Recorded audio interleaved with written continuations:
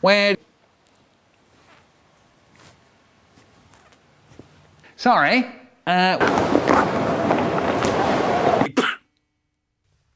For God's sake!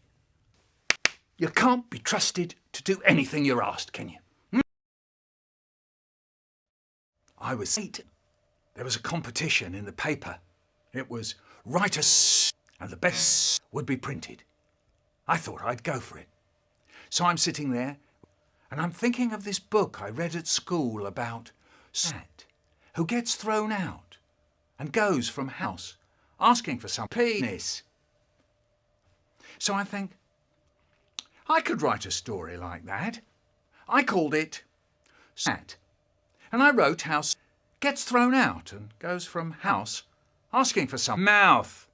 It is shut. I sent it in and I won the competition and it was printed in the paper. Solomon the Cat by Michael Rosen, age 8. My mum and dad were very pleased with me. It got printed in the paper's Christmas annual too. Sometime later, we got a letter from the paper saying they had heard from someone who said they'd bought a children's picture book about a cat called who gets thrown out and goes from house asking for somewhere to shut your mouth when you're eating. See this con?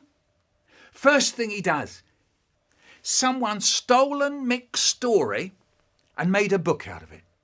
Would you sue the pants off them? No. I said I shouldn't bother. It was years ago. Not long after, I got a letter from a girl in America. She said she had won a state poetry competition judged by the poet Brian Rosen. She had won with a poem that went, Mum said she's not going on another shopping holiday until we get bars of plain chocolate. She says, I'm not shopping ever again. Who ever heard with bars of plain chocolate? If you did more, you wouldn't want bars of plain chocolate. Everyone else who goes shopping goes with a proper chocolate. But when we go shopping, we go with a chocolate without a bar. It's typical of your father. He gets a new chewing gum. He gets a new Kit Kat. He gets a new barley sugars. But I'm not shopping ever again. I've sat there for hours and hours trying to fry bacon and eggs, and I'm trying to do it all. There are good bars these days. Nice ones. I've seen them. People go shopping with them. Not rich people. People like us.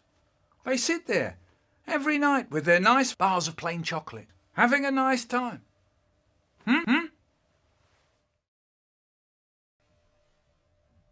sent her a letter back and said, don't worry.